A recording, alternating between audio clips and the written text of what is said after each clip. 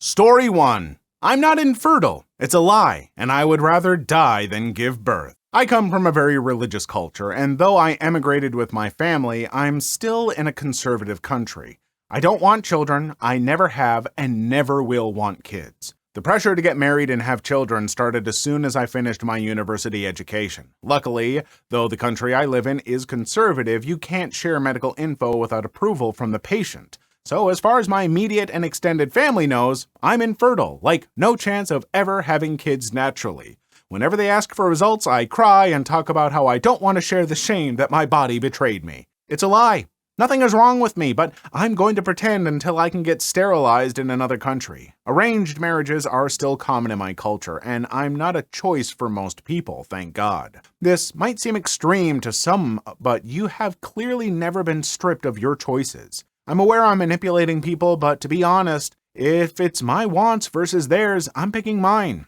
Tears quickly dissuade my family, my dad especially, for asking for proof, but that effect is waning. My goal is to get sterilized as soon as possible and then deal with the fallout. I can't tell anyone, so I'm going anonymous on Reddit. So that's my secret. Well, I hope that it remains your secret and that no one ever pressures you against it, because the fact that you're in a culture or a country that would almost demand that of you unless you can just get away with saying you're infertile, that sucks. That sucks so much. No one should have to have that kind of pressure on them. You should have a choice whether or not you want to have kids and not be judged if you don't want kids, he said as a person who doesn't want kids. And you know, I hate that you have to lie to your family and stuff and you can't just be open and honest, because keeping that inside of you has to feel a little bit bad. But I think you have every right to lie if it helps you get away with that in a place where people would otherwise not value your opinion and your rights. So keep on lying. I hope it works. Story 2. I accidentally caused a war between my family and my brother's wife's family with one innocent text message. So, my brother's wedding happened 2 days ago, and it turned into a complete chaos, which I know even though I wasn't there. You might wonder why I didn't attend the wedding if it was my brother's. Well, it's because of his wife's family. He did send me an invitation to the wedding because he wanted me there, but his fiancée told him I couldn't attend because I had a boyfriend. You might be confused, but I'm a man. A bisexual man to be exact, and I have a boyfriend who I wanted to bring to the wedding. She said even though she doesn't have a problem with that, and he doesn't have a problem with that, her extremely religious parents who already forced her to do a wedding in a church would most likely banish us from the wedding and cause trouble between our families. After she told him that my brother told me I couldn't attend and told me why, you might think I was angry. The truth is, I was relieved. I hate going to big events with lots of people because of my social anxiety, and I already was used to not being able to attend certain events because of my sexuality, so it was nothing I haven't heard before. So on the day of the wedding, I stayed at home with my boyfriend. It's worth mentioning my parents apparently didn't know I wasn't attending the wedding. I was chilling at home, cuddling with my boyfriend when I suddenly got a text message from my parents asking me where I was because they couldn't find me at the wedding party. I told them I wasn't attending the wedding and that my brother hadn't told them anything. They said no and asked me what happened. I didn't see any reason to lie, so I sent them a text message telling them exactly why. Now, I have to admit I don't exactly know what happened after I sent them this message because they read it but didn't reply. And why did they care in the first place? They didn't notice I wasn't there until the wedding was already over. They only noticed when the wedding party started. However, apparently my parents talked to my brother about it, and all of a sudden my absence was the main topic of the wedding party. From what I heard, two fronts formed. On the one hand, my parents and the rest of my family were against the family of my brother's wife, and apparently he, as a husband, now felt compelled to take her side and tried to argue in her favor. It's crazy to think that I was just sitting at home living my best life with my boyfriend while all of that crap went down on his wedding. The wedding party was ruined, and my brother appeared on my door angrily screaming at me why I felt the need to ruin his wedding. I was confused and asked him what happened, and he told me everything. I told him it wasn't my intention. I just told our parents what happened because they didn't know and wanted to know where I was, and I thought he told them beforehand. He screamed at me that I ruined his wedding. I told him it's not my fault he wasn't honest with them. I just respected their wish to not attend the wedding. I didn't know it would go down like this because I said I couldn't attend several events before because of my sexuality, and my parents never said anything about it, so I thought it would be the same thing here. But I gotta admit, it's kinda sweet that my parents and the rest of my family stood up for me. They haven't done it before. That's more than a welcome change. But I still kind of feel bad because apparently I really ruined the wedding party. I think that your new sister-in-law and her family are the ones who kind of ruined the wedding party because I'm sorry, if she's not letting her husband invite his brother because her religious family are a bunch of bigots, then no, they're the ones who are ruining it. Like, if my family was not okay with, my part, what if I was in this situation, if I was her and I knew my family didn't like those folks, I'd tell them, hey, just so you know, my brother's, or my fiance's brother is bisexual and is going to have a boyfriend there. And if you have a problem with it, don't come to the wedding, because I would care more about just being a moral person and supporting that than just trying to oh, my family, they'll get mad. They made me get married in a church. No, you're an adult. You have to make decisions. So you made a choice and then it got out, the choice that you made, and that caused a problem. It is not the poster's problem. So, this makes me mad. Story 3. Started doing less work because my foreman made it clear he wanted quality over quantity. I was working in a metal fabrication shop, and we were repairing a bunch of parts that came off the robot. Basically, there was quite a bit of work that went into each part, but there was about 12 inches of weld that the robot couldn't do that we had to do by hand, and they had to pass ultrasonic testing. So I was getting 10 parts done in a shift as well as 120 inches of weld, while the guy I was working with would get 2 parts done and 24 inches of weld. One Friday, the foreman came over and asked the other guy if he wanted to work Saturday, but not me. I asked if he could use my help too, and he said, no, I'd rather have guys working Saturday that can pass their UTs 100%. I pointed out that not only did I do 5 times the work, but I passed about 99% of the time. I would fail about 1 inch of welds per 120 inches, and I'd have it repaired and passed before the end of the shift. This still wasn't good enough and basically told me it doesn't matter since I'm still failing. So, come Monday, I only started finishing 2 parts a day and got my passing rate up to 100%. Foreman comes over frantically in the middle of the week trying to find out why my productivity has decreased so dramatically, and I said, sorry boss, I was trying to work on my pass rate. His face got so effing red it was hard to keep a straight face, but I started getting Saturday work after that. Just look at the results, bosses, okay? Bosses, managers who get so caught up in the way things are done, the speed things are done, and not the actual results. If the results of this person are getting so much more work done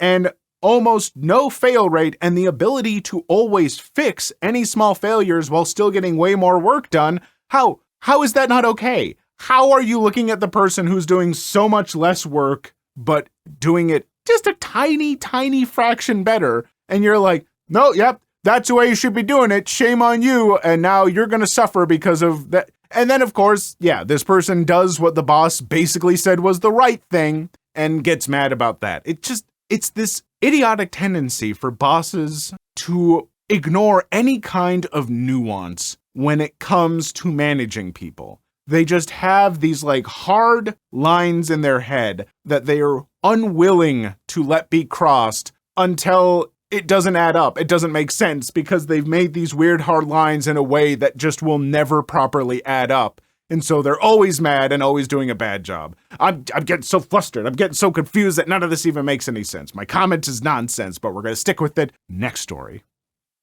Story 4. Middle school tyrant finds out no one likes her. At my middle school, we had a vice principal who fancied herself a dictator. Any tiny bit of power she got was an issue.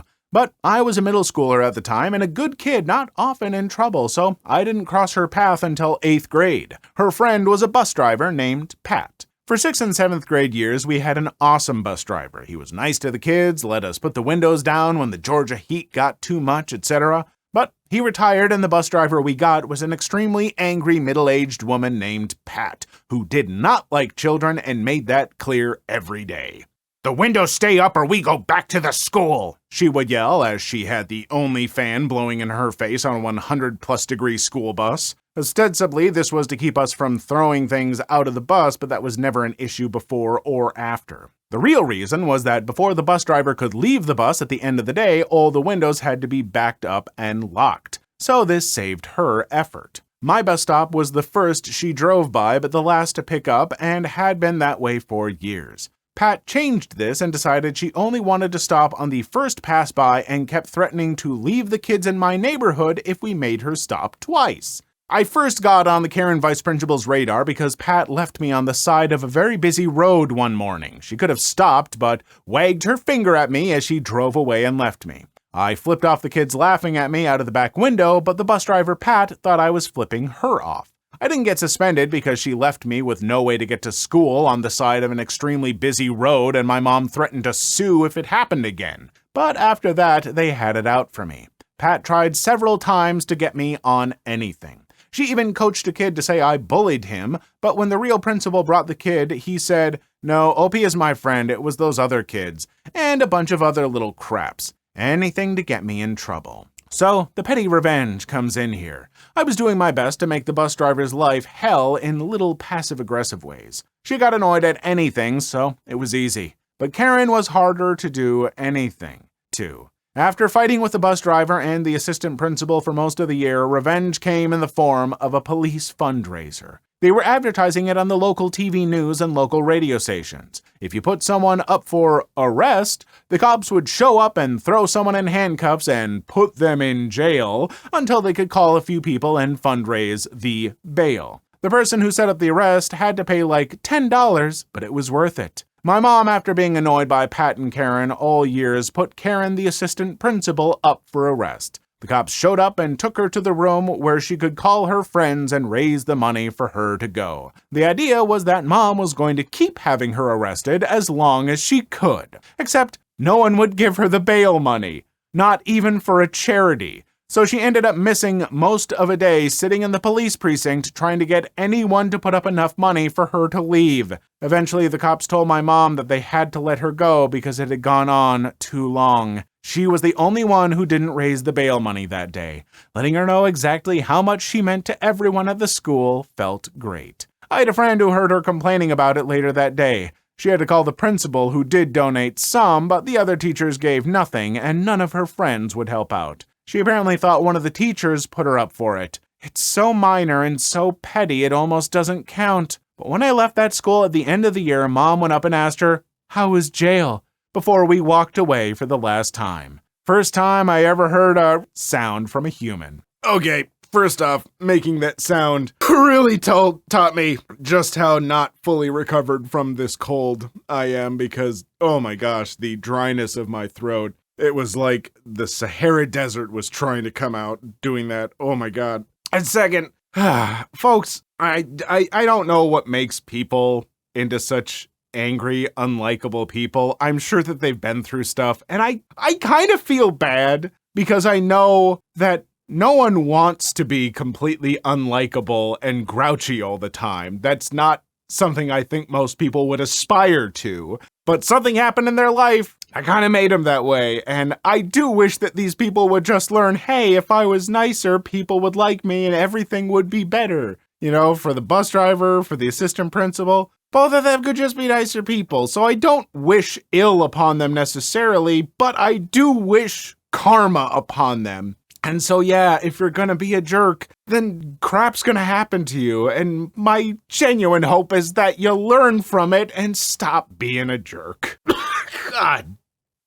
Story 5. Cousin was mad I didn't barbecue food without seasoning for her baby. On the weekend immediately after July 4th, I hosted a family barbecue. My slightly older cousin in her mid-30s had told me that she was not coming a week in advance. Then, about 2 hours before the event, she changes her mind and tells me she will be coming with her husband and her 1.5-year-old female baby. This wasn't a problem because we bought enough food, so there's a lot of leftovers. While we were there, my husband and I were slaving away in front of 3 barbecues in the yard to cook for a group of 24 people plus 1 baby. We didn't have time to break or go inside with everyone else. They were inside because it was raining. During this time, my cousin or her husband constantly came over to complain about our food. They were the only ones who complained the food was too salty. Everyone else who came over to speak with us loved and devoured the food. After the Wagyu tomahawks were served, my cousin came over. This time, her face was red and she was livid.